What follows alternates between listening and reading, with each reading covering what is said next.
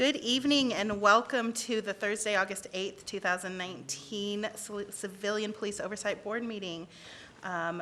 We are going to start with the Pledge of Allegiance. Member Waits is not here, so I'll lead us. I pledge allegiance to the flag of the United States of America and to the republic for which it stands, one nation, under God, indivisible, with liberty and justice for all.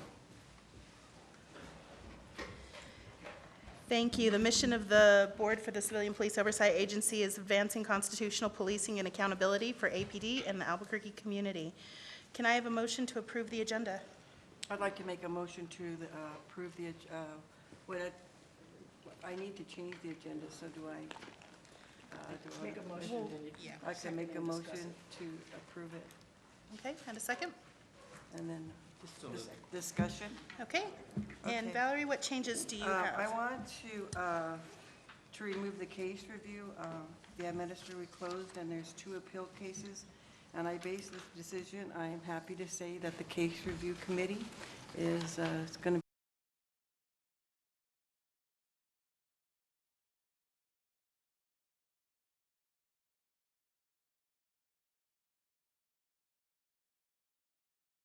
Okay, I was informed before the meeting that the complainant for 14419 is here, so if it's all right by you, I'd like to go on ahead and hear what she has to say instead of asking her to come back. Oh, that's fine, that's great. Thank Okay. you. And then as far as the appeals go, the 2 cases on there, I believe that the complainant is here for those as well? No. Let's see. Chair Galloway, yes, that's correct. I was unclear by the email whether or not it was an appeal. I simply included it, giving the most generous review of the email that was sent to you. Okay, so given that, and Mr. Arison, if you're okay with that, we'll go on ahead and hear what you have to say during the public comment as well as with the other complainant. Is that okay by you? Well, I wasn't informed that these were coming up on the agenda. Emily saw it yesterday morning, so I haven't been able, haven't had any time to prepare anything. Okay, And I don't have any information from Mr. Harness's office to go on or anything. okay, so are you comfortable with holding these until next month? Okay, great, thank you. Chair Galloway, this is not an appeal or an appeal hearing. He made a submission which this board would review to determine whether or not it meets the criteria to grant an appeal. And I think that Ms. St. John would like to hold those until next month. Give me just, I sent a letter asking Let's for just some discuss it. clarification by the board members who administratively closed my cases. Administratively closed cases cannot be appealed.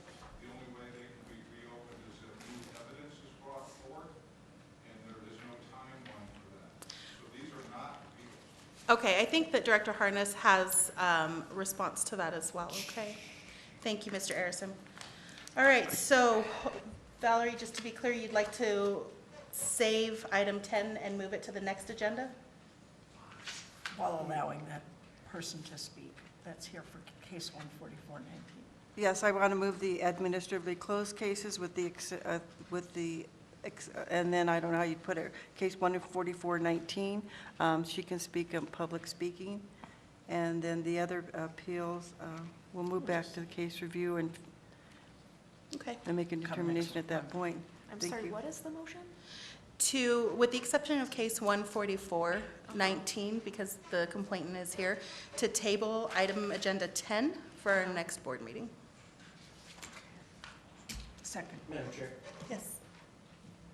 I would like to object to us tabling that item of the agenda. I think that we've had more than enough time to prepare for these administratively closed cases, and I respect the wishes of the case review committee to work on this, but there will certainly be another batch of cases next month as well, which we'll also need to review at the level of the board and at the level of the committee. So I really think that we do a disservice to this board and to our agency and to most importantly to the complainants, if we defer these till next month, and then we have an even bigger backlog to address, which takes more time, and I think we end up giving them less overall scrutiny in that case. I'd like to speak up on that. Like I said, there's only 27 cases. Even if we get another 20 more, that's a caseload that we are familiar with working with at the Case Review Committee. So therefore, I do hold that we will table these till That's next what the month. motion is. And that's Okay. what the motion I'll on the second table it. is. So we have a motion and a second to table item agenda 10 to the next board meeting, which will be in September. All in favor? Aye. Aye. And those opposed? Aye. I'm sorry, so I've got Dr. Cass and Eric and Chelsea. Okay, so the motion carries, 4-3. So we will hold item agenda 10 until next board meeting. Okay, public comment.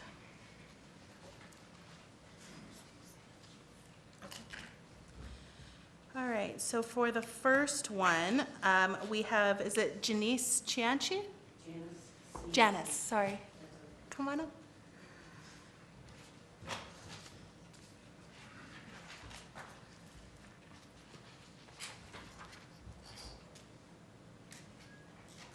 Welcome and thank you. Thank you. Thank you for allowing me. What case number is being addressed right now? 144-19. Thank you. The reason I'm here tonight is that I'm urging the board not to, not to approve closing my case. I have overwhelming evidence that my complaint that I put in is, again, I have overwhelming evidence against the complaint that would show that I am correct in what I'm complaining about against APD and also against CPOA. I was not given the opportunity to speak at an investigation. I was never called. I guess I'm supposed to, according to CASA, I'm supposed to be contact and allowed an somebody to investigate me and have it taped and whatnot. That was not done.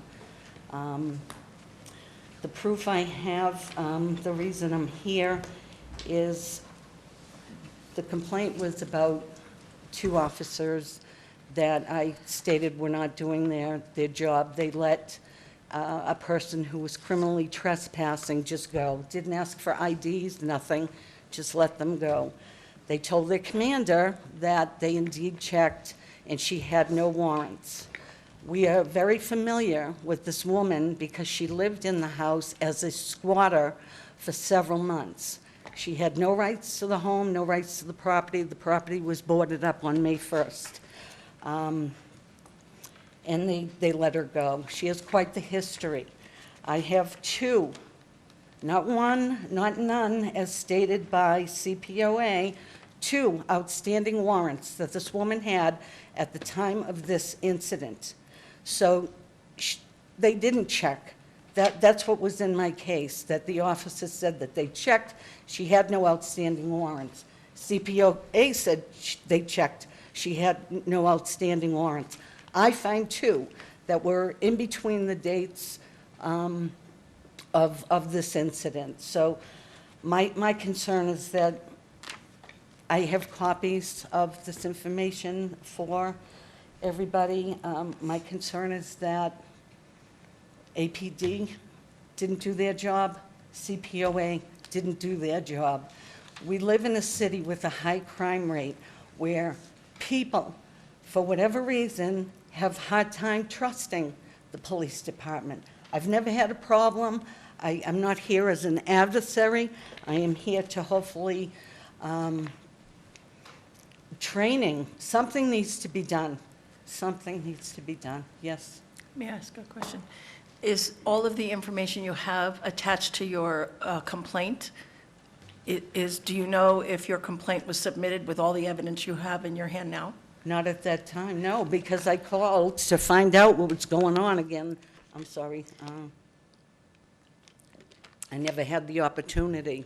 Okay, so we have just said that we're going to take this back to the Case Review Committee. Okay? And four of us, Ms. Vanderventer, Ms. Pruitt, myself, and Ms. St. John, are all on the Case Review Committee. Okay. So if you would give a copy of that information to Amanda Bustos here, we'll make sure that we review all of your evidence when we review the case. Well, there's even more than what's here. This has been a nightmare for the neighbors in my neighborhood. It's a home that was taken over by squatters, gunshots, SWAT calls, people having to move their children from front bedrooms, afraid they're going to get hit by a stray bullet in the middle of the night, being displaced in your own home, not being able to have your children play in their backyards. I'm sorry I'm getting emotional, but it's been hell. It's a measure of how important it is to you, I And hear it you. didn't need to be held from the very beginning.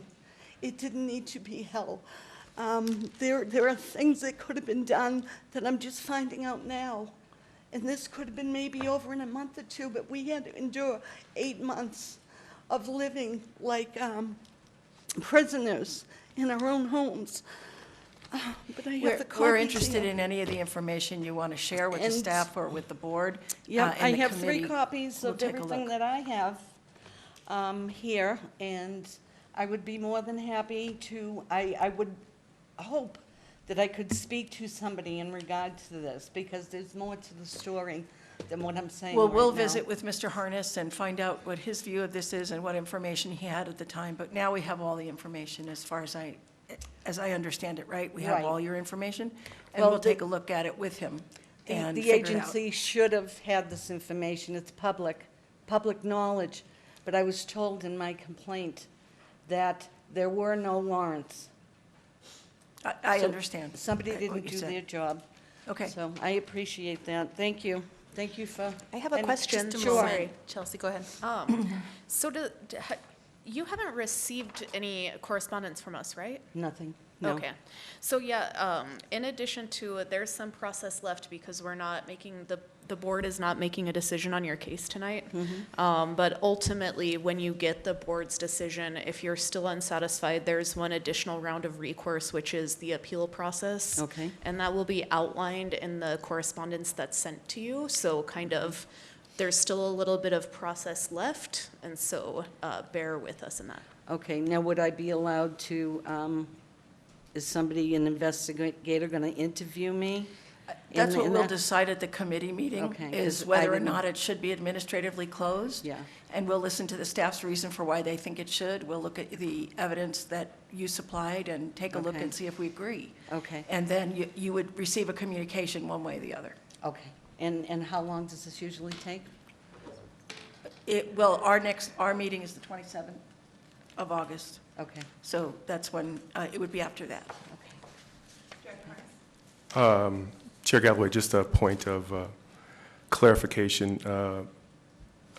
Ms. Cianci did receive a draft of the administratively closed letter through an IPRA request. So she Oh, did receive a draft copy of the findings letter along with the copy of the complaint that was entered in blue team by Commander Olvera from Northwest. This was after the fact. This was after I found out my case was administratively closed, then I requested this information. Just out of curiosity, because the board hasn't made a decision on your case yet, how Yes. did you come by the information that it was already administratively closed? I called, because I hadn't heard anything from anybody, and it was, a few weeks. And that's when I spoke to Ed, and he told me it was administratively closed. And I said, what do you mean? I said I wasn't even offered the opportunity in interview. And he said, well, we found that they didn't violate any SOPs. Speaking of which, I have probably 20 SOPs from the settlement, the City of Albuquerque settlement, I'm sorry, I have my information here. It's from I apologize. But between the policies and procedures for APD, the APD standard operating procedures, administrative, and other procedural, there are quite a few that I've found. And that's the Even- purpose of and- our reviewing it? Yeah, Is to and- take a look at all that Okay. and to see what the staff decided and Okay. see what we think about that. Okay. And then it will come to this board next month Okay, as well, so for the board to vote on it as well. okay. I thank you for allowing me to speak. Thank you for coming. bringing it to our attention. Thank you. Yes. As far as the administratively closed term here goes, I'm looking through our policies and procedures here, and it does define that the executive director shall identify and recommend one of the following dispositions. So until it's approved by the board, it's only a recommendation to administratively close. It's not technically closed. That's correct. And that was the reason for my question of how did you determine it was administratively closed? Thank you for that, Eric. All right, Geraldine Amato, is that right? Hi.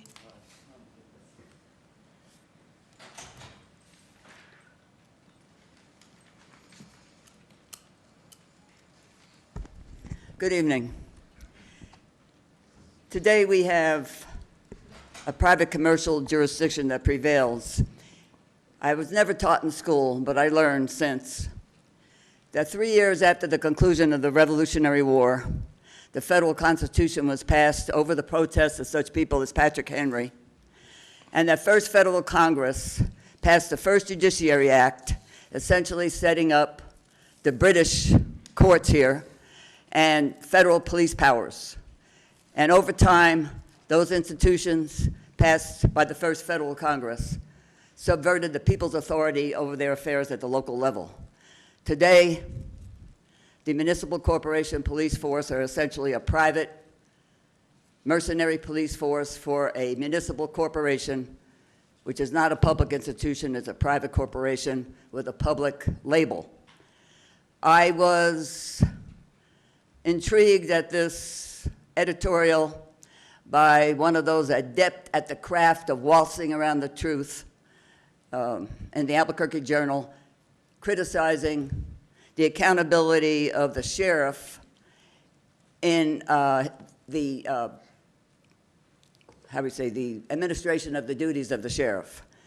The sheriff, like the Albuquerque Police Department, are subverted to the Bar Association, which is an offshoot of the British accreditation regency. It has nothing to do with the Republic. And so people like Waltz will talk about accountability of police agents, but never will he apply those principles to the courts. He said something about cameras, lapel cameras for police officers, but yet we have a court network. None of their proceedings are cablecast or broadcast or electronically transmitted anywhere. And Szymanski at the ACLU will not call about public accountability of the courts because all of these people are controlled by the Bar Association, which in turn is controlled by the British accreditation regency. The Republic does not exist. One false statement made in the Albuquerque Journal was that the sheriff is an independent elected official, and commissioners, meaning county commissioners, can't tell him what to do. That's a lie. The sheriff is not an independent elected official. When the first judiciary was passed by the first federal Congress, incrementally over time, all local powers over police authority and judicial authority, especially the trial by jury of 12 judges of your peers, has been essentially eradicated. No accountability is to the people of this area. This board itself answers to those who control the American Bar Association, Thank you, not to ma'am. the people of Your- this community. Your time is So their expired. protests, Thank you, ma'am. Your time is expired. yeah, I know, you're going to cut me short. I'm But you sorry. can talk over and around the whole issue, but when somebody has something to say, you got to cut it short. I'm sorry. That's Thank the you way for you your do. time. Yeah, because you're one of the happy mercenary slaves of the Thank you for establishment. your time. Any We questions? appreciate you. Okay, there's no more public comment. Can I have an approval, a motion to approve the meeting minutes from July 11th and July 16th? Motion to approve the minutes as drafted from July 11th and July 16th meetings. I will second the motion. All in favor? Aye. Any opposed? Great. Reports from city staff, APD.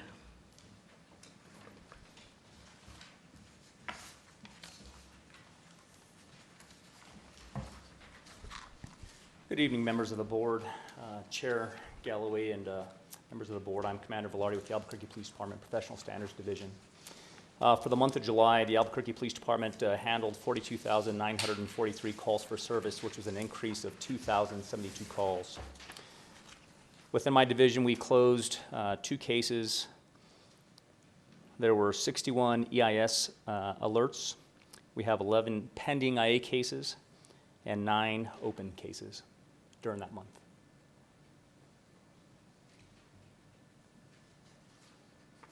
Do we have any questions? Great, thank you.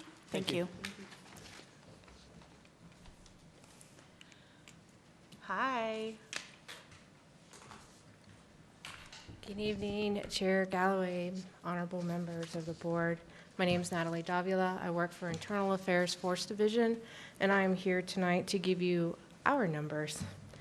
The Foothills had 1 serious use of force, 2 shows of force, 5 uses of force, for a grand total of 8.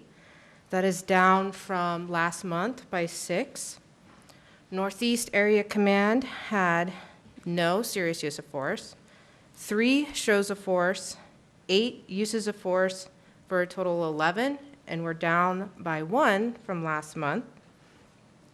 Northwest had no serious use of force, 3 shows of force, 3 uses of force, for a total of 6, and it is up by 3. Southeast had 3 serious use of force, 1 show of force, 12 uses of force, for a grand total of 16, which is down by 1. Southwest had 2 serious use of force, 1 show of force, 4 uses of force, for a total of 7. It's down by 2. Valley had 4 serious use of force, 3 shows of force, 11 uses of force, for a total of 18, and it's up by 6. And we are down by 1 from the previous month for a total of 66. And then this time I gave you a pretty chart to show you the change, just because I'm an analyst and that's what I have to do. Is there any questions? There. Any questions from anybody on the board? Okay. Yes?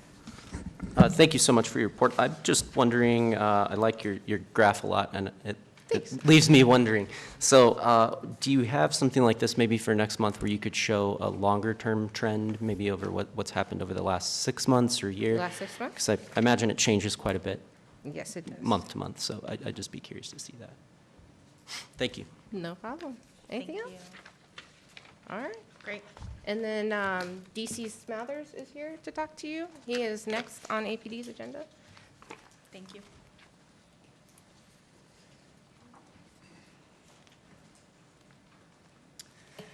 Good evening, everyone, and Chairman Galloway, members of the board. I am a new member of the Albuquerque Police Department. I came on board in April of this year, retiring from another city and coming here, but I'm a deputy chief over administrative support. Specifically for tonight, Chief Geyer asked me to come and provide an update to you on some of the efforts by APD related to our overtime expenditures. So that's my purpose here, and I'm pleased to be here to speak to you.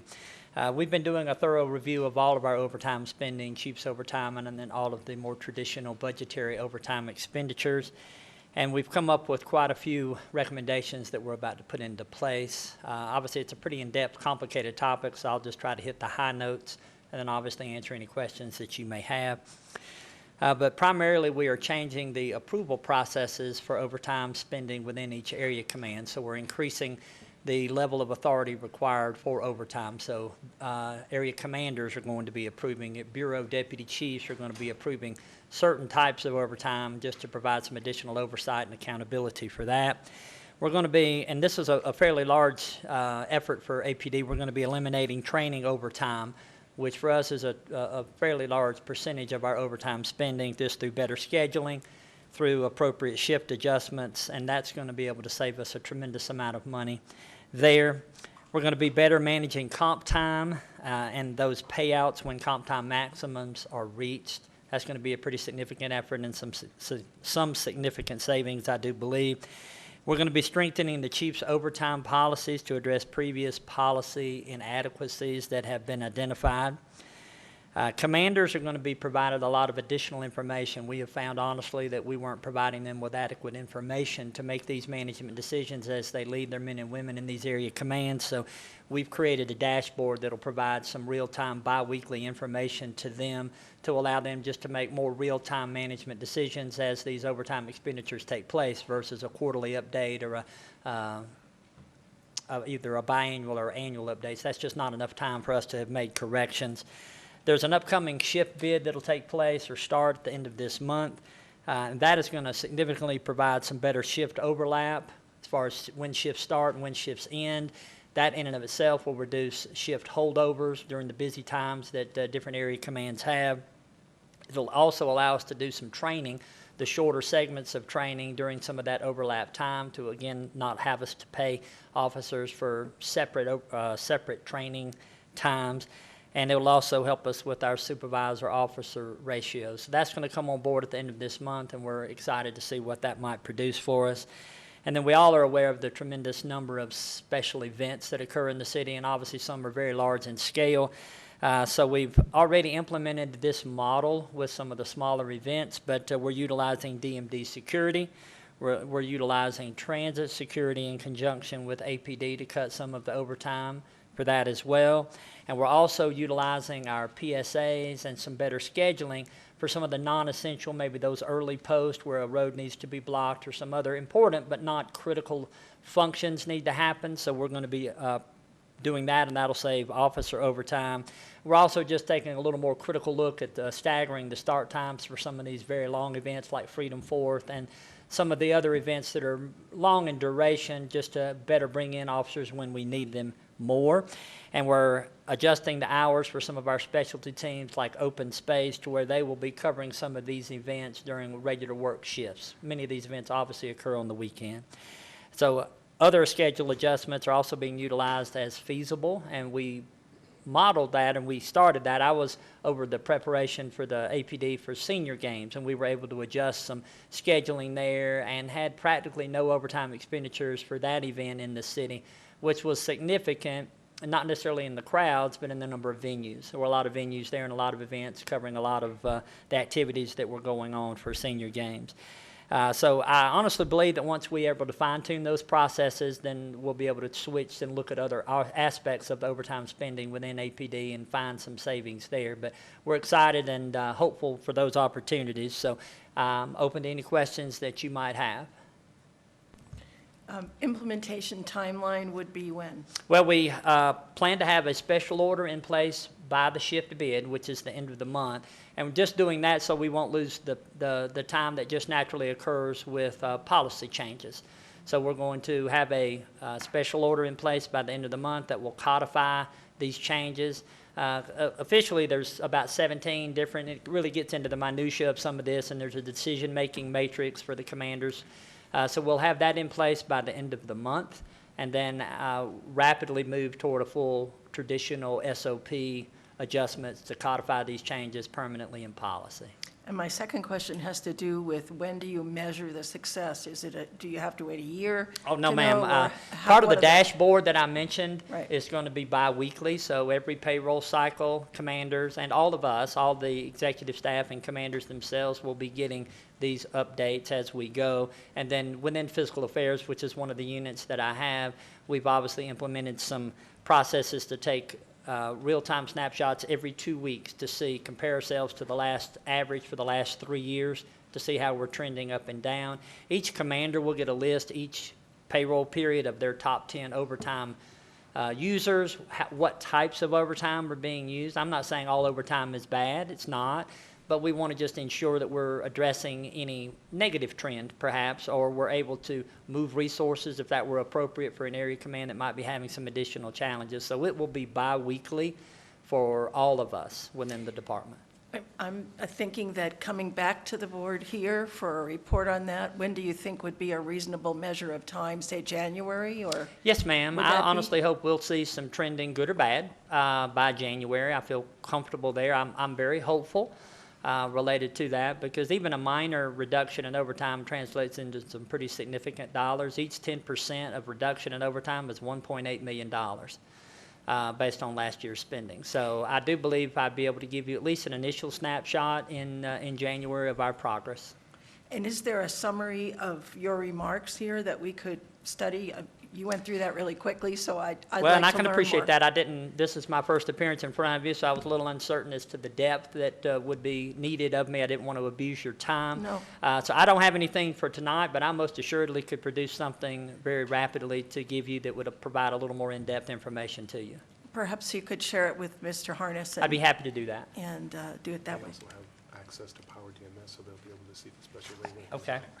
But yes, I'll produce that for a shorter term ability for you to assess and review, and then. We've had some questions about it because we made suggestions to that end, and so we've had some questions of us I can about appreciate that. that. So it would be helpful to be able to share your plan of action. Yes, ma'am. I will produce that in a manner that I think, like I said, some of the work that we've done is really into the weeds, and I'll try to pull it back a little bit, but still give you a good The bit of detail. 10,000-foot view would be Yes, great. ma'am. Maybe 5,000, just so you can get the flavor of what's happening, but I will make that a priority. Thank you very much. You're very welcome. Any other questions for me? Could you comment a little more on what kinds of changes you're looking at with the Chiefs overtime program? I can to some degree. I know that for CPC 275-18, there were some potential SOP violations that came up in the midst of that investigation, and they are being addressed in this as well. And it's going to cover the fact that an officer cannot sign up for or accept any overtime assignment while they are on an on-call status. So that'll be corrected with that special order. And then officers can sometimes switch off their on-call. And if an officer does that, they cannot transfer overtime to that person, and any time that might come from the additional coverage, like my friend is going to cover me for a particular time, if there's some compensatory time earned by that other person, it doesn't transfer to the new individual. So that is one thing that has been addressed. And then also related to just investigating complaints for officers' behavior related to being on any type of overtime assignment. If there's a supervisor that is assigned to that detail, which some are just based on the number of officers, then that supervisor working that detail would be in charge of that investigation. If, because it's a smaller event requiring fewer officers, there is not a supervisor, then the officer that is complained upon, their direct everyday supervisor will be tasked with conducting that investigation and will be responsible for its completion, be that through internal affairs, but they'll have ownership of that case to speak with the complainant, make sure we understand what route it needs to take within APD. So that's two things that came about from that investigation that will just tighten up what were some, I guess it'd be fair to say, policy inadequacies that were ambiguous related to that, so we're tightening that up as a part of this process as well. That's not really monetarily driven, that's just obviously policy driven and appropriate oversight. And from the fiscal side, are we certain that the amount that businesses or groups or whoever is chartering this Chiefs overtime, are we certain that that amount is covering the full cost of the officer's time, benefits, and the cost to the city? I honestly would not feel prepared to answer that. We've certainly had internal discussions related to that. Honestly, for this effort and the information that I'll provide for you, we have really hyper-focused on administrative, training, community meeting, and special event overtime, just as some of the lower-hanging fruit that we could address and have an impact on quicker, because obviously our goal is not to impact our operational ability to fight crime and be engaged with the community. So we're focusing on that first, hope to have a success, and then I think we'll dig deeper. But right now, to be 100% accurate, I wouldn't feel comfortable to tell you that we are completely satisfied that Chiefs overtime rates do meet all of that criteria that you just mentioned. Thank you. May I ask a question? Absolutely. Thank you. Okay, so you said better, okay, first, you said this is a list of recommendations. Is that a list of SOP recommendations, a list of special order recommendations? Well, it's a little of both. We're going to start with the special order just for speed, just so we can get it implemented at the time of the shift bid, because some of the ramifications of the shift bid with the shift overlaps will allow us to do things that we cannot do now based on our current scheduling. So we're just going to time it with the shift bid because of the staffing benefits that we're going to achieve with some of those changes in particular area commands. Those things give us, I call them power days, where there's more people working on certain days that would allow us to have people go to training, not use overtime, and still maintain high staffing levels. That's just a small example. But just because of the policy review process and policy implementation and change process is a bit longer, we didn't want to lose time. We've been putting a lot of effort. It's been my number one priority since coming aboard April 1st, is this effort from the chief. So we are just starting with the special order, but the special order will be codified into the appropriate SOPs. Okay, so how many of these, if you're able to answer this question, if not, that's okay, but how many of these are special order recommendations and how many of these are SOP recommendations? Well, I tried to take notes as rapidly as possible, so out of this list, what am I looking at? It's going to be all the things that I described are going to be codified in the special order and then codified appropriately into an SOP. Oh, so one special order that's sort of like an omnibus Yes, of all ma'am. the, okay. Yes, ma'am, because like the chief's overtime is not really an overtime savings, it was just an inadequacy correction. Some of these things are just overt attempts to reduce the spending by either changing the approvals or changing the manner in which we're conducting our training. Some of that will impact how our training staff is scheduled just to, we routinely have officers train on days off. Not purposefully, but that just ultimately ends up happening. We're trying to correct that for better quality of life balance for officers and also to save taxpayer money related to the overtime. Okay, and so you said that that's gonna, the special order then should roll out at the upcoming shift bid that will start later this month? Yes, ma'am, at the end of this month. Okay, so we should anticipate seeing this big special order soon? Yes, ma'am. Okay, cool. Yes, ma'am. I'm awaiting final approval from Ms. Nair, and then we're prepared to move forward. Okay, great. I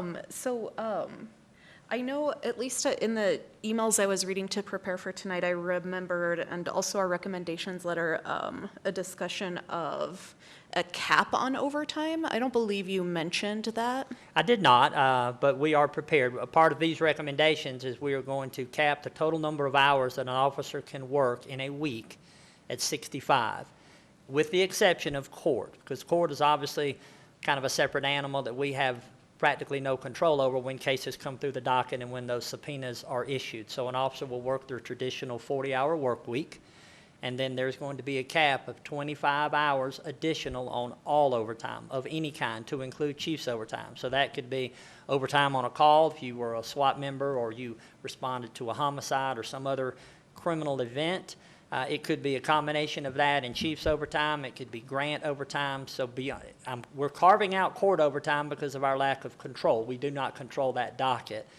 But within the time that we control, there will be a cap of 65 hours total time. And we're doing that for some of the issues I've talked about overtime, but also to work toward a better work-life balance for the men and women that work for the police department and try to help them, as well as along with some of the other health and wellness initiatives that are going on. We felt like that was a critical part of it as well.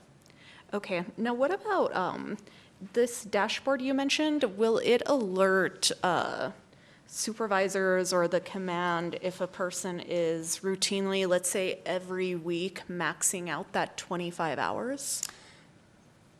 If it's just As it's designed right this second, I don't behavior? think it has that capability, because this has been wholly created for this initiative. So we are crawling with the hopes of walking and running related to our ability to have more of an intervention type perspective as well, which I think is perhaps the path that you're looking at. But for each week or each payroll period of 2 weeks, there will be the top 10 overtime users for that area command. the type of overtime that was earned is also going to be on there, because obviously these commanders know these men and women. They know their work assignments, they know maybe what was driving the fact that they're on the top 10 list. Because you're on that list is not necessarily bad, it'll just be a refresher or a prompt for that commander to assess. And obviously, the expectation would be if there is an officer that is perpetually on there, and let's just say it's a 40-hour work week and 25 hours of chief's overtime week after week after week, it would be our hope that that commander would have a discussion, have his staff speak to that person related to that work-life balance that we're describing. That's not the system we hope will generate more alerts in the future. As it stood right this second, in all candor, I would tell you it would not do that, not because we don't want to, but because we are still developing it. Okay, so this is really useful. Thank you for coming down here to explain it to us. I'm wondering, so in the investigation the CPOA did, there were numerous recommendations. You've addressed numerous things tonight. It's kind of a lot to hold all in mind. It is for me as well. And I'm wondering if it's possible to get, and I think Vice Chair Fine kind of hinted at something like this, but I'm wondering if it's possible to get some sort of, maybe after the special order rolls out, some sort of memorandum that covers the recommendations that that Chief Geyer mentioned he was planning to address in his response to our investigation. That way we could have, more details and deliberate a little bit more scrupulously than just a oral conversation. Would something like that be possible? Well, I believe so. I honestly think the special order, even though it will be long, I can tell you, it is not an easy thing to codify in writing all of these changes and the different ways that we operate. So the special order itself is going to be very voluminous, I can tell you.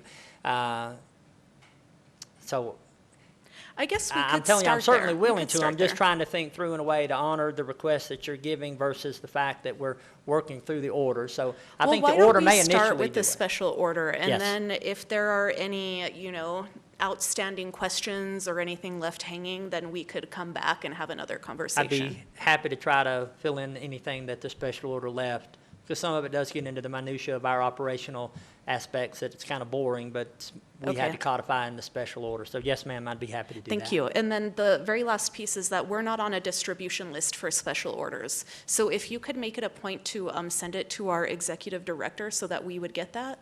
We get the policies, but we don't necessarily get all the special orders that roll out from what I've been able to ascertain. Chair Galloway, Member Vandeventer, the special orders are available to the board through Power DMS.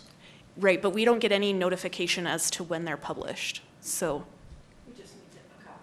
I'd be happy to let you know when that special order is published.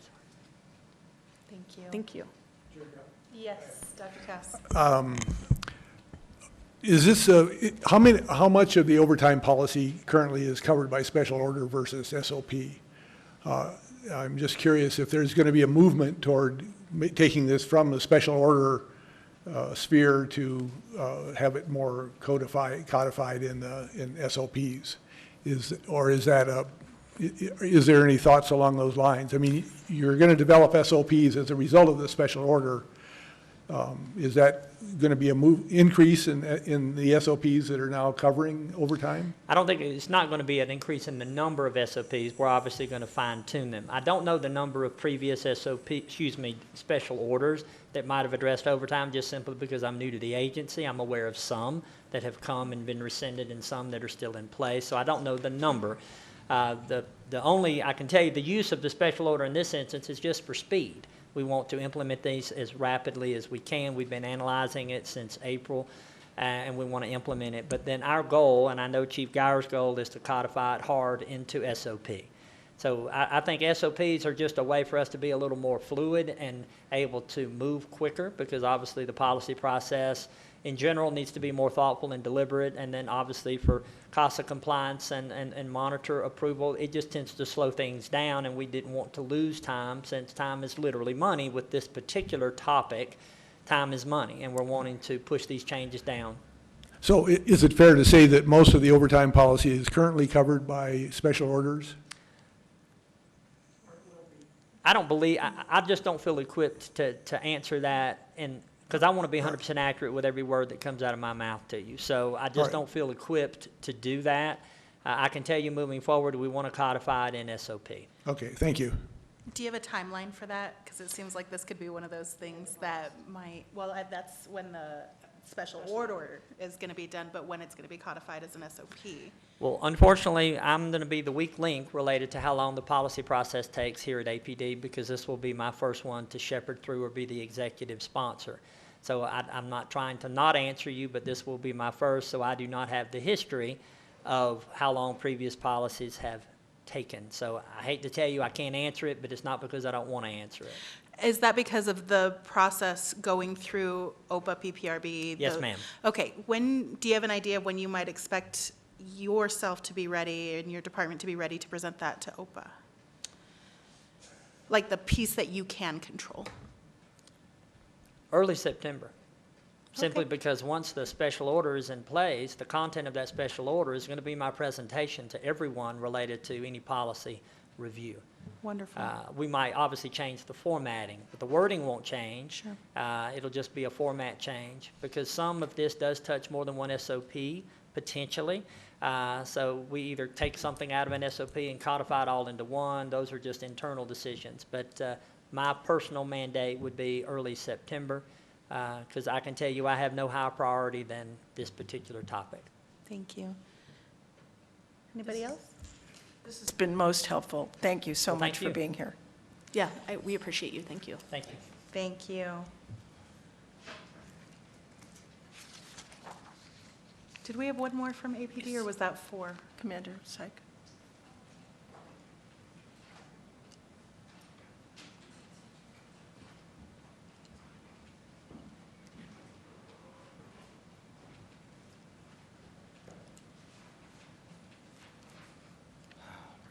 Hello, Chair Galloway and members of the board. I am Commander Paul Zyke. I'm with the Professional Development Division of the Albuquerque Police Department. And I'm going to give you a brief overview in career development, also referred to as professional development. Kind of give you a little idea where we're at right now, where we want to go, and some timelines we have for attaining some of these objectives. So professional development's goal is to cultivate the talent, skills, and abilities of our personnel by embracing their goals and aspirations. You would think joining the police department would immediately tell everyone what your goal is. You want to be a police officer. Well, we've found through the years that somebody graduating from the police academy, that's just step one. Step two is now you're in a little fish, so to speak, in a big pool. There's a lot of specialized units. There's a lot of different career paths, some of which is promotion, some of which is maybe going to, say, the homicide unit, or even a community outreach unit within the department. We, in the past, had not really had career paths carved out for individuals who have wanted to go down those different paths. They've kind of been left on their own to find it on their own. When there's an opening, it's posted. The opening is then tested for, and the person that is deemed to be most qualified gets it. There's a lot of problems with that. One of the biggest challenges is that that person, that officer, is left to kind of figure out all that minutia of that on their own. The second thing is, early on, we're not identifying officers, even fresh straight out of the academy, as to what they deem to be a successful career for them. Some individuals may want to go to the horse-mounted unit, let's say. They've always dreamed of working with horses. We really are not gleaming that from them now. Well, what we're changing with the professional development division is essentially making sure that we know what that is up front. Then, step two of this process is developing a career catalog. So really front and center for us over the next 6 months, we have a goal of cataloging every single specialized unit within the Albuquerque Police Department. Then developing training criteria from each individual unit to go along with the career catalog. Then that individual officer, as they declare, let's say that they're interested, like a horse-mounted unit as an example, of going to that unit, then can find an actual path. So it'll be offered twice a year, training put on by that unit, so they can actually be more prepared day one to enter into that particular path. Now, that also, again, that refers to all units within the department, and we all know there's many, and there's, you know, sometimes it's even hard to find a list, let alone a career path to get to it. You know, oftentimes officers now have to get to know somebody, you know, go on a temporary duty assignment, and hope to make some contacts. We'd like to have a more defined path to goal, if you will, more of a corporate model for an officer's career. One of the peripheral things that we're also doing simultaneously is we're working with CNM.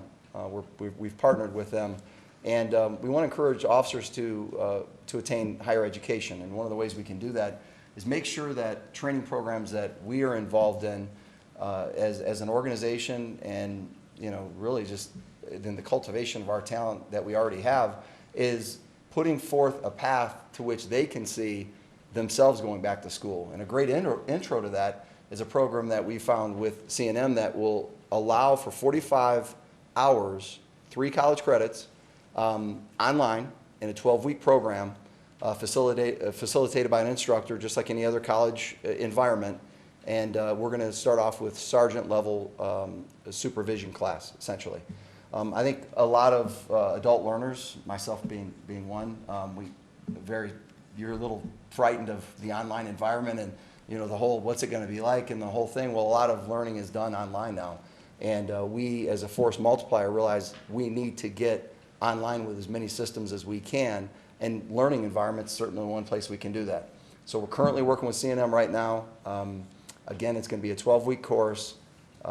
There will be no cost to the officer. That's something we're going to absorb. Certainly it's not going to be free, but there'll be no cost to the officer. So we're looking for those that have the initiative to improve, but they're looking for a vehicle. Well, we're helping create a vehicle with CNM to do that. And at the same time, we're also working with the career catalog.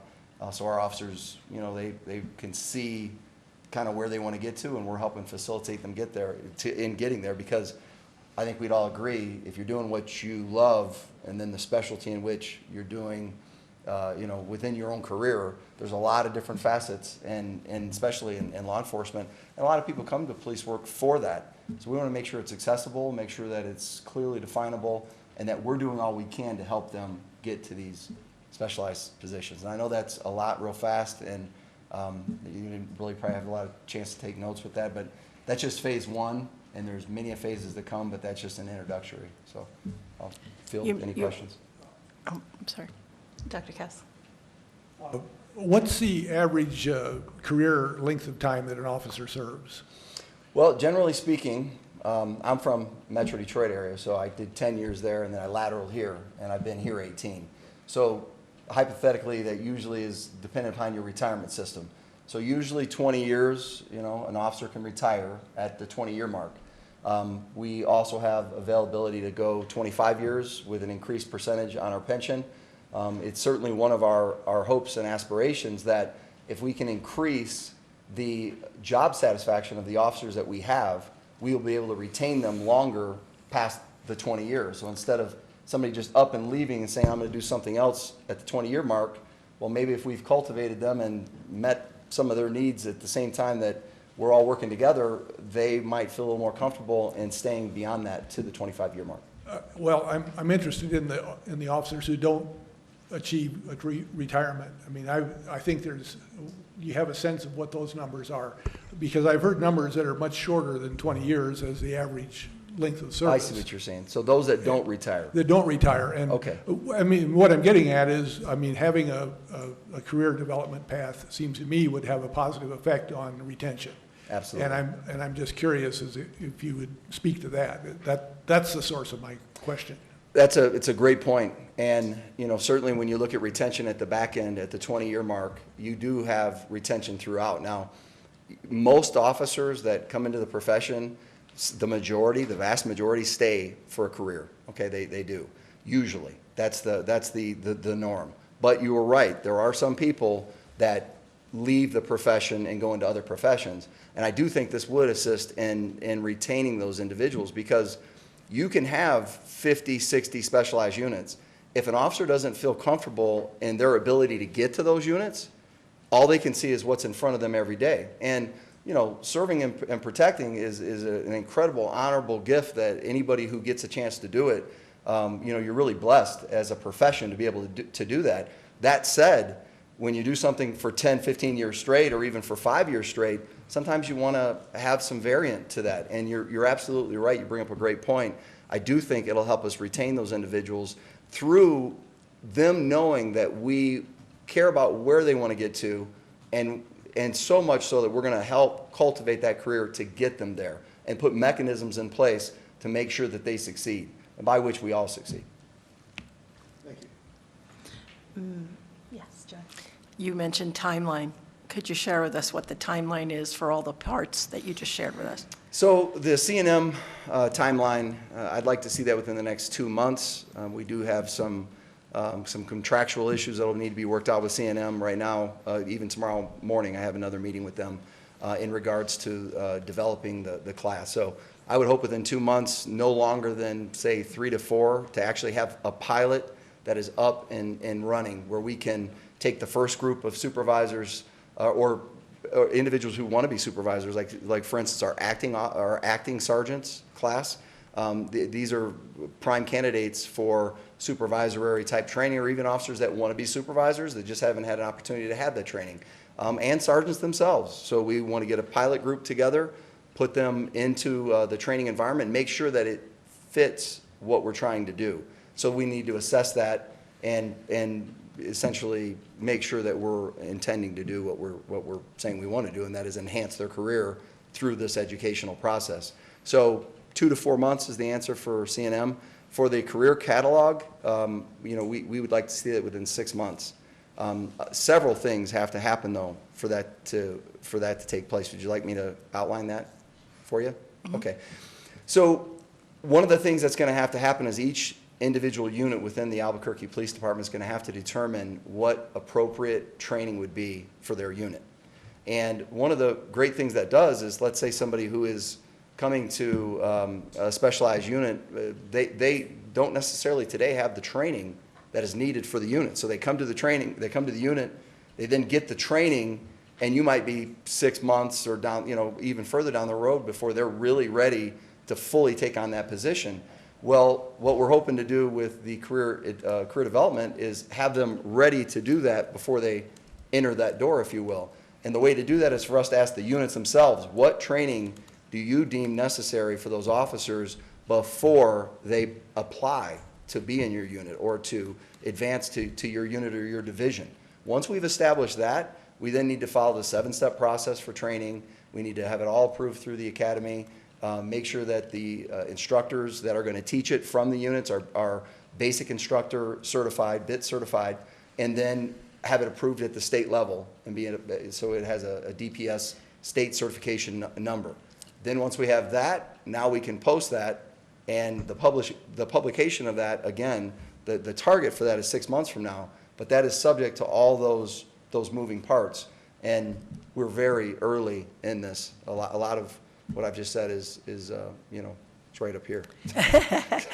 It seems to me that we're going from a haphazard, luck of the draw kind of system to a structured system that actually has units anticipating what a successful person in their unit would need to have before they get there.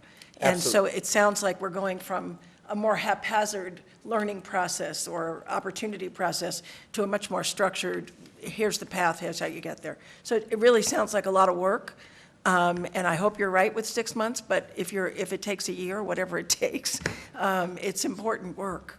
I will say Chief Geyer is 110% behind this effort, as well as all of our command. We all have, anybody who's been in the Albuquerque Police Department for any length of time understands that career development is something that we just, frankly speaking, have really never done. This is a new initiative for our command staff, and something that we've all seen, like me for over the past 18 years, for instance. I've seen it directly, but you're so busy in the minutia of work and what you're doing in your current position, it's hard to think about how to develop other people to get to those positions because you didn't have the help. And so this is really, it's a very keen observation by you.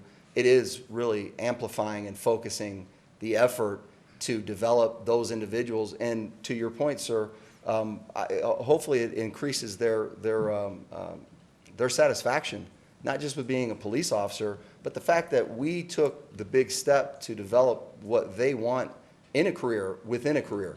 And I think that'll hold the attention of people that are maybe a little higher level thinking and even seeking higher education and things like that and going, hey, have I outgrown this profession? Well, I don't want them to think they have, because service is certainly something that we don't want anyone to think that they've ever outgrown. I have one more. Along those lines, do you have any information on why officers leave the force? I mean, is there dissatisfaction with their ability to pursue a career, or do you know, can you determine what the reasons are? It gets to the heart of whether you can, how do you retain people? And, I could ask, well, why did you leave your 10-year career with the previous department? The weather. It's simple, the weather. Detroit's weather's terrible. And the good news is that you stayed as a police officer. Yes. I'm concerned as much about leaving, the department and becoming something else, and that's why I think this is a positive thing. But I'm just curious whether there's been data that indicates, if you do exit interviews, or have exit interviews been done where you ask officers why it is they're leaving police work. Certainly that is something I will dig into, and I can certainly come before the board and have a more accurate answer for that. But I can tell you exit interviews are done. We certainly, every single person that leaves is irreplaceable in our eyes. And that said, I'm not in the room when that exit interview occurs, so I can't tell you exactly what the reason for leaving is, but I can tell you in general throughout society, I think the number one reason that people leave professions and leave jobs is they don't think that they're valued, and or they don't see the chance of advancement, and they move on. So as a generality, that would be my answer to that, but I will get specific numbers if that would please the board, and come back another time and discuss that. I certainly appreciate you coming back another time when you have more information, but I'm just raising this as an issue. Sure. And so thank you. Absolutely, it's a good point. Thank you. Member Van Deventer. Thank you. Board Member Cass, we recommended exit interviews last year, and upon our recommendation, I believe they implemented them. They came and presented that. So we could always do a data query and look into that too, because we have facilitated the existence of that information, fortunately. Okay, so I have a question about, so you discussed units, which would be oftentimes like lateral transfers, right? For the most part? Essentially, it's not a promotion. It's you're moving from, say, patrol to, the horse-mounted unit, or, even the air unit, the air unit. That's a specialized unit. So all specialized units within the department. So Okay. it's lateral transfer is a good way to put it. Okay, cool. I'm interested additionally in sort of the hierarchy of things. So if I'm not mistaken, it goes sergeant, lieutenant, commander, deputy? Deputy chief. Deputy chief is the next. Sergeant, lieutenant, commander, deputy chief?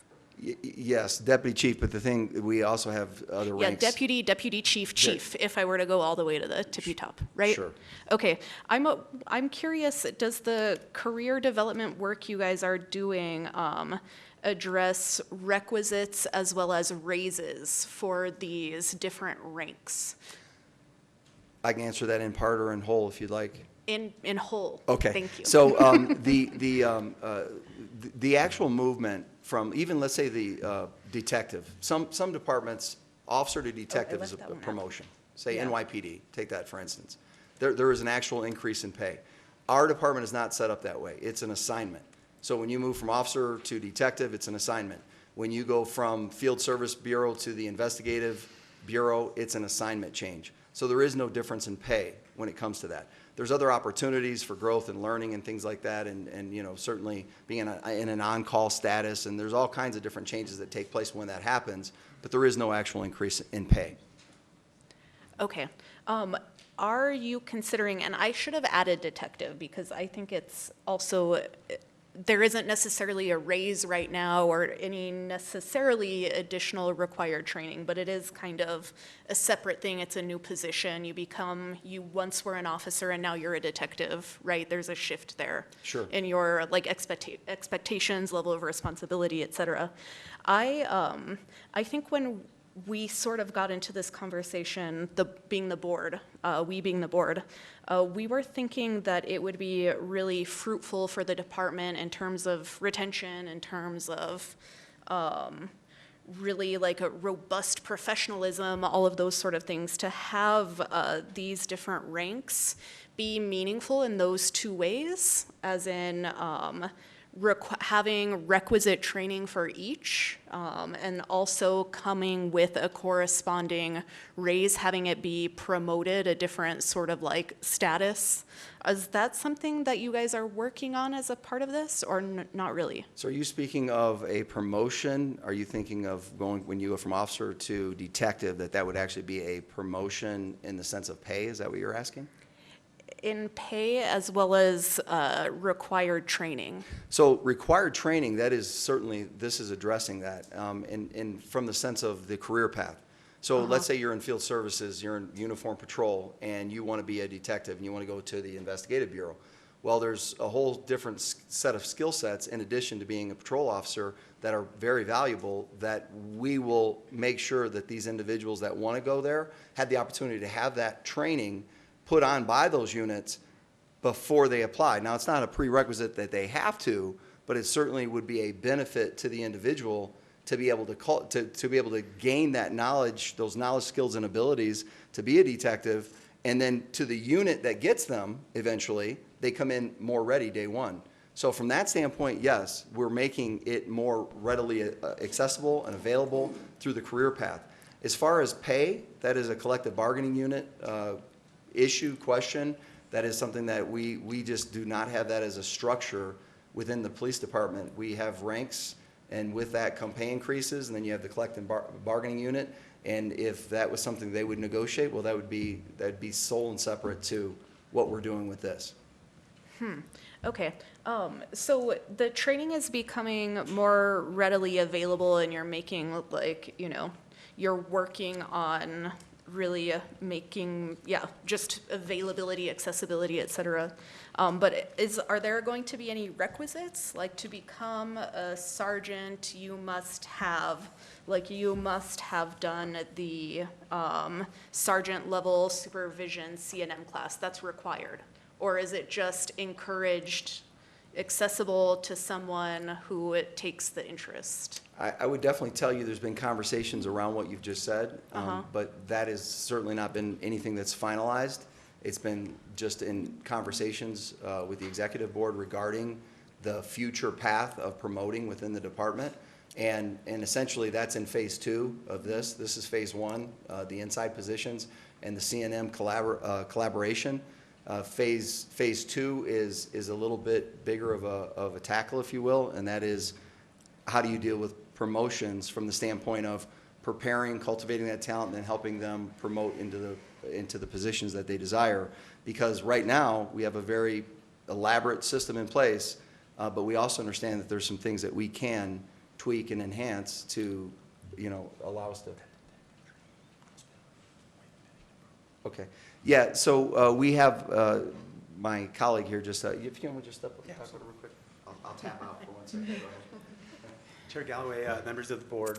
I know that last summer the chief and I came forward and we were talking about training for detectives and developing that training and making it a prerequisite for them to take the training before they became detectives. Well, after we briefed the board last summer, I put together a working group, and it took us a little over a year. We have developed that curriculum through the 7-step process. It's currently at the academy, pending their approval. I think we ended up with a total of 6 core competencies that we wanted detectives to possess before they assumed the role as a entry-level detective. The working group itself consisted of detectives, supervisors, myself. At one point we had a member from the CPOA that was giving us some input, Paul Scotch-DePole. And after researching best practice and what we felt was needed for a detective within the Albuquerque Police Department, we went through the 7-step training process. We developed the curriculum, and it's now, like I stated, it's at the academy pending their approval. So we're hoping that this training that we developed fits into that career path that Commander Syke is talking about. And it's something that they will have to take before they become a detective at the entry level. And so we hope that training solves all that gap in the way that we were investigating, because it was stated before, before it was just done haphazardly. They came into this unit and they were trained according to what that unit did, or a unit on the other side of town, or homicide versus robbery. This training is now going to standardize exactly how they came in or come in. So they're all investigating crime the same exact way.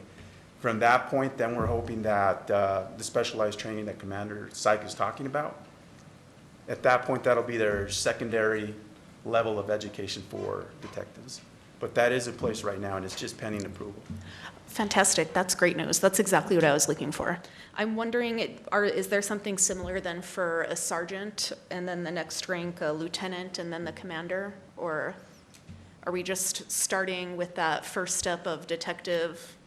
Is there, if there isn't, a similar plan in place for sergeant, lieutenant, commander, is there an idea that something will be developed for those ranks also? Okay, so to answer your question, that is something that we are currently working on.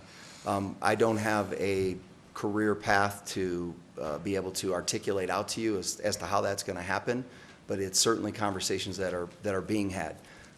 When you involve promotions, collective bargaining, associations, essentially, these are deep digs. They're not easy implementation and/or even the ideology around them. But we certainly know we want to go in that direction. It's just going to take a lot more time. We're still very, scratching the surface of where we're starting with this.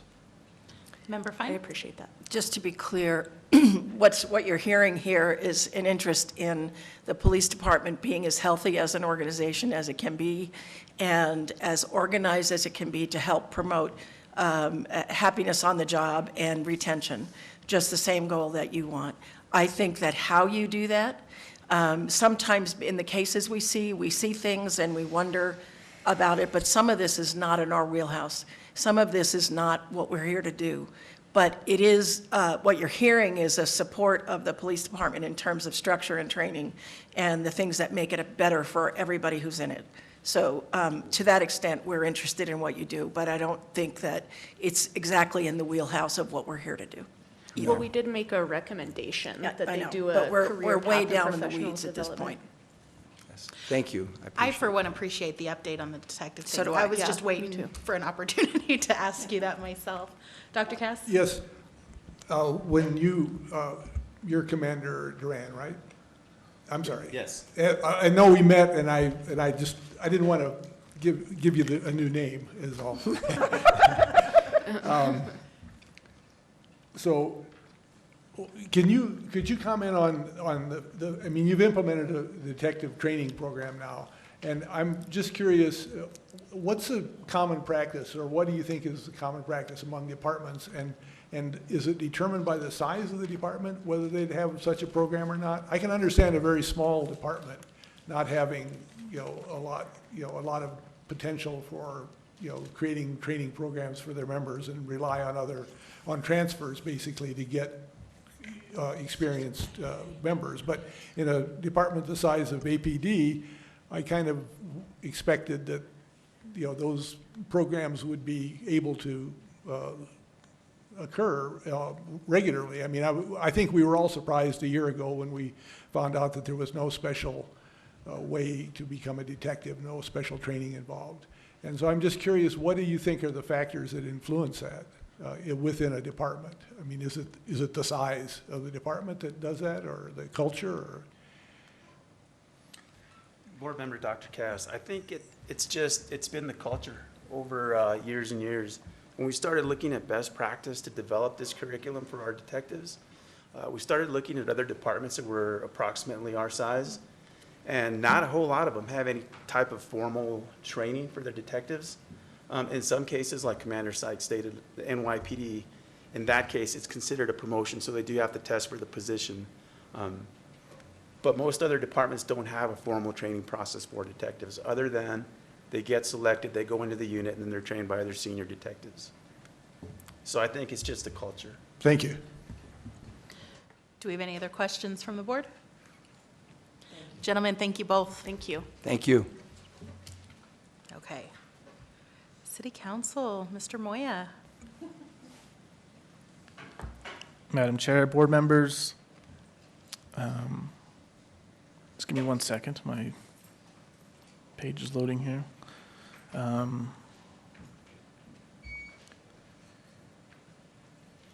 At this week's City Council meeting, councilors heard the quarterly report presentation from Director Harness. They approved 2 items.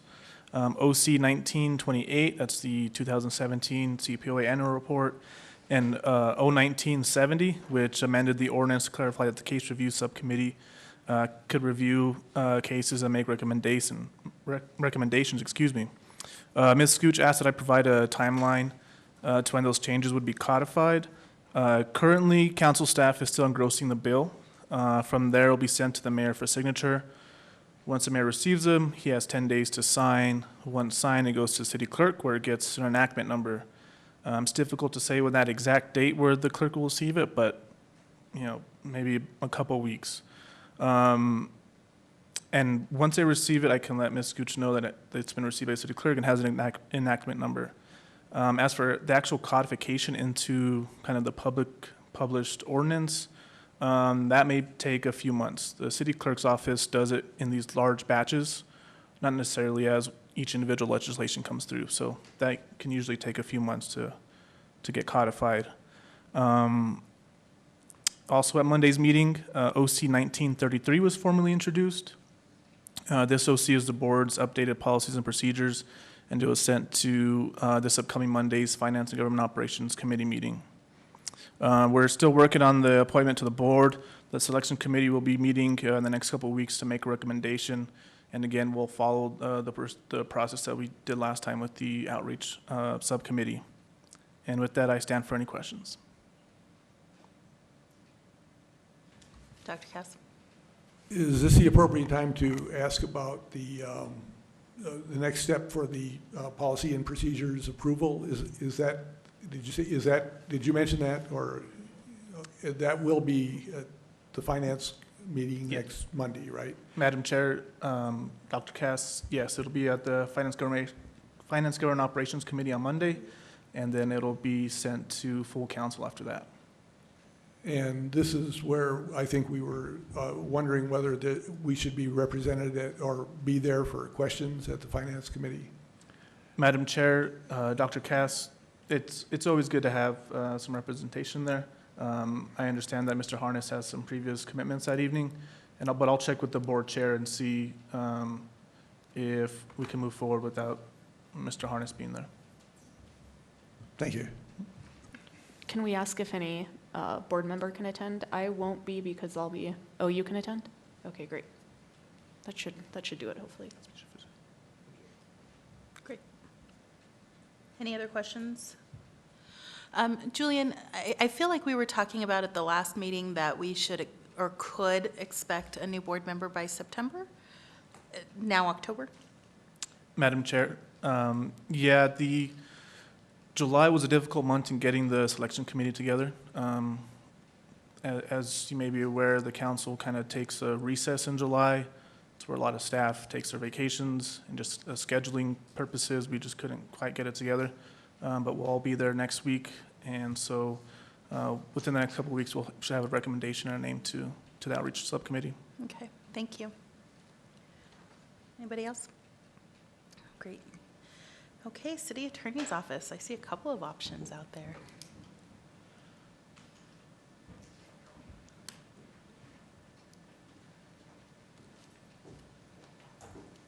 Good evening. Welcome. Thank you. Members of the board, Madam Chair, members of the board. I am here briefly, and then I'll turn over the podium to my colleague. But I wanted to come. I wasn't able to attend the meeting last month, but I wanted to come and introduce myself and welcome our new board members, Member Olivas and Member Armijo Pruitt, and to say that we are Steve Aguilar, obviously the city attorney, and want to make formal introduction, and we're really excited to continue working with the board, as well as with the new members of the board, to continue to promote that mutual cooperation and trust between the police department and between civilians in our community. So welcome, and again, if you all need anything, you can always reach out to us or to me or to Ms. Van Meter, and we're happy to help. So it was nice seeing you all earlier, and continuing the trend of these wonderful evening meetings. We appreciate it, and please keep up the great work that the board is doing. Thank you.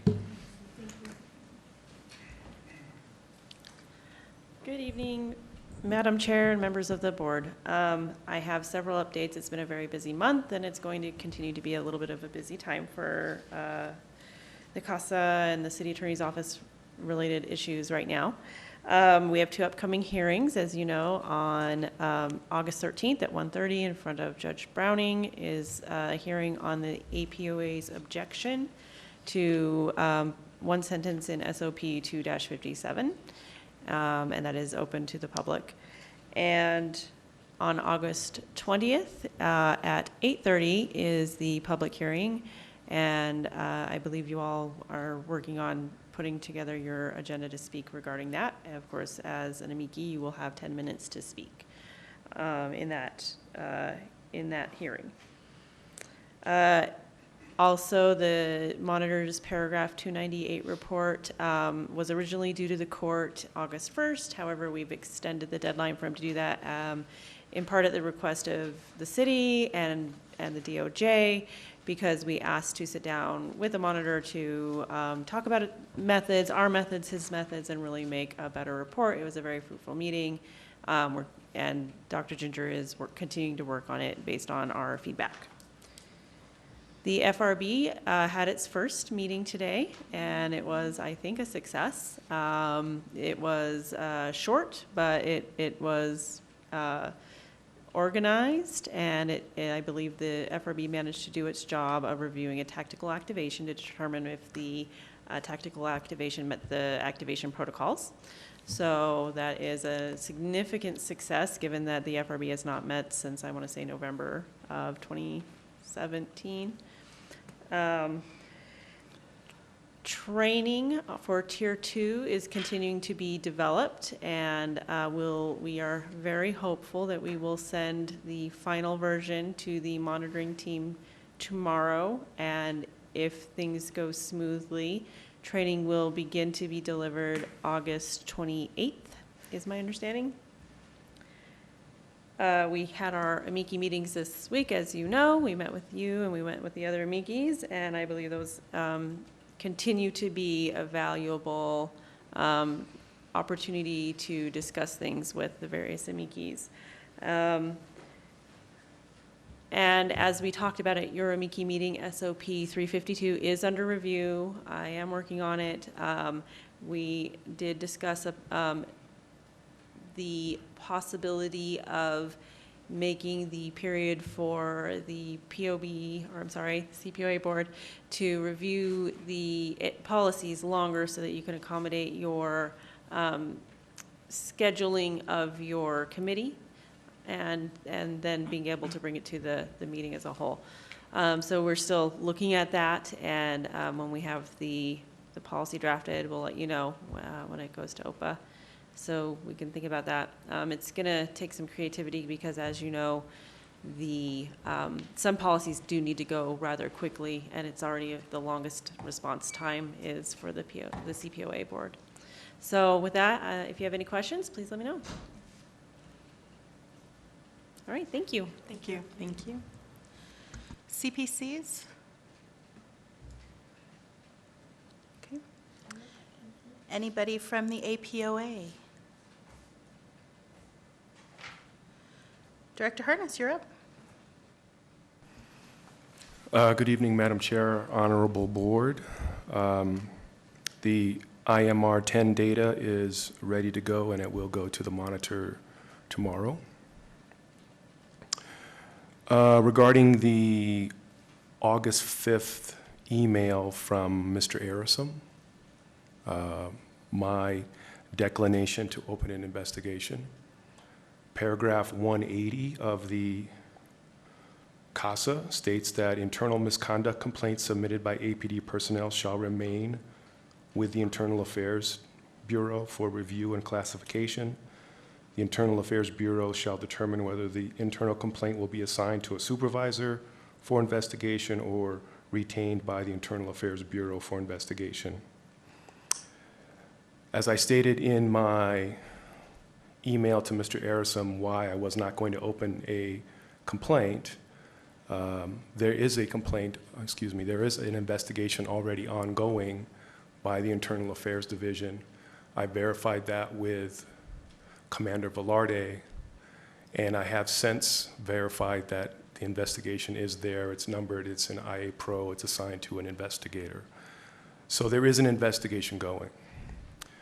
Aside from that, there was significant discussion about dual investigations with Internal Affairs in the CPOA and IMR 9, and we are not to do dual investigations.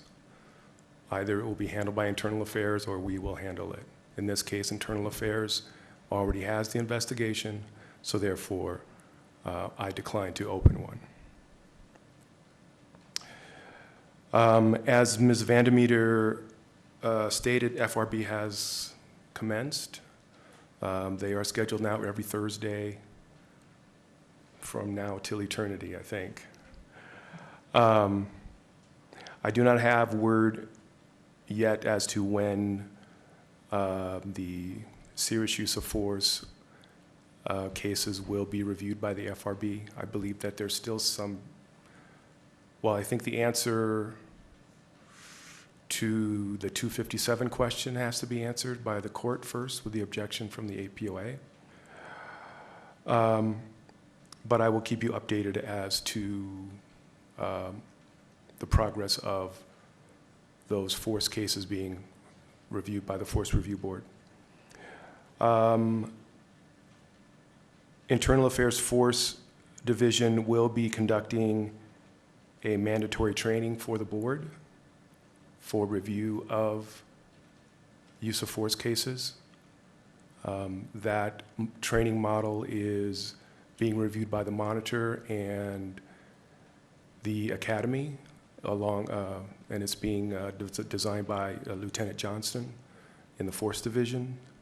Once it is ready, we will set it up and it will be mandatory for the board to attend that training prior to getting any cases from the Force Review Board.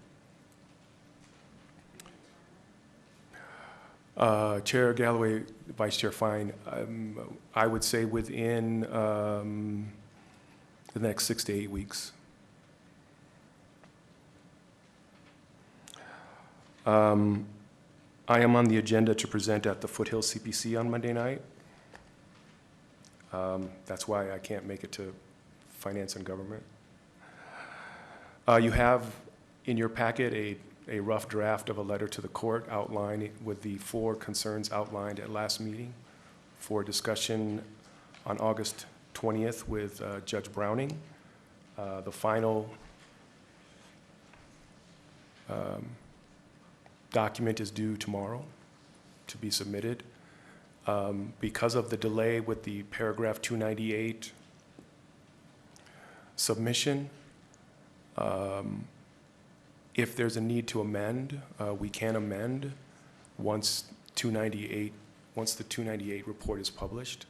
But I don't believe that the 4 issues that the board outlined would be affected by anything that's in the 298 report.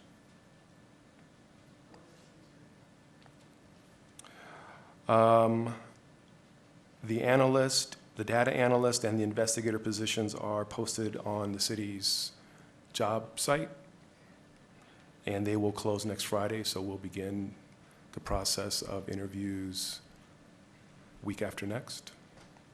No word on the board admin. No word on the board admin position.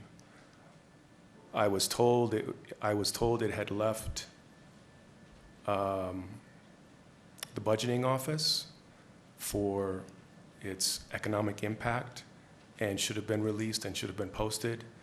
I do not have a status as to where it is in the process now. I've inquired once every couple of days for the last few weeks. Other than that, I stand for questions.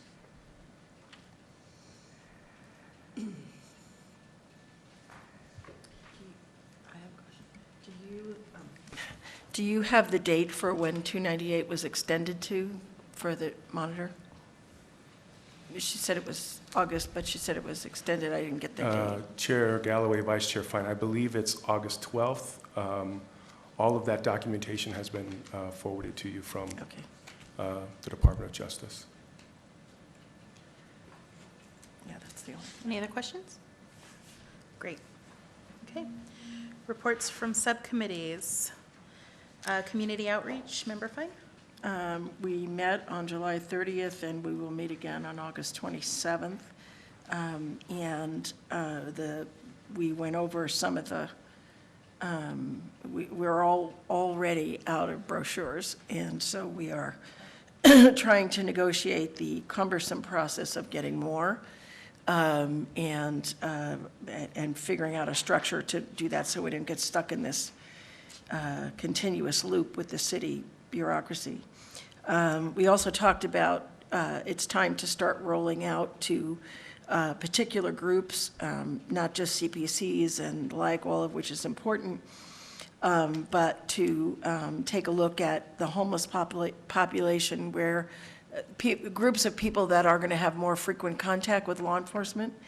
And those we identified as homeless, minority groups, and mental health groups. And so we are in the process of identifying groups that we should go out and visit with at their regular meetings and do some outreach with them about what we're about and what the agency's about and all of that. And we'll do that with staff and with the outreach committee members. So that's what we discussed. That's what we're going to be discussing in August. Great. Policy and procedure, Member Van Deventer. Okay, so we met August 1st. We had a presentation on a web tool called Smart CASA that was developed by a member of APD Forward. And so that was for informational purposes for us. We discussed a few OPA policies that rolled out to just start working up some policies at the subcommittee level. And then we began to discuss several policies that came out of PPRB so that we could make recommendations. Unfortunately, the workload was pretty heavy and the time frame was short. So we didn't get through all of the PPRB policies, and so we'll have to discuss those at the board level tonight in order to make our recommendations. But you'll see all of those PPRB policies later on in this agenda. Several of them were on our subcommittee agenda. The last three were not because they came out of PPRB after our subcommittee meeting. But they are due before we meet again, so they're included here. And then we meet again on September 5th. Okay. Case review, Member St. John.